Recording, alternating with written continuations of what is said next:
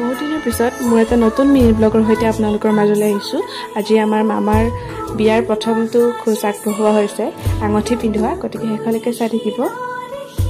আমি এতিয়া সকলোৱে মামীজনীক চাবলৈ কাৰণে অপেক্ষা কৰি ৰখি আছোঁ আৰু সেইফালে হ'বলগীয়া দেউতাকেও চাই আছে আৰু ককাও বোৱাৰীৰ কাৰণে অপেক্ষা কৰি আছে। আজিৰ মিনি ব্লগটোত মই বৰ বেছিকৈ একো নকওঁ, আপোনালোকে কেৱল চাই থাকক।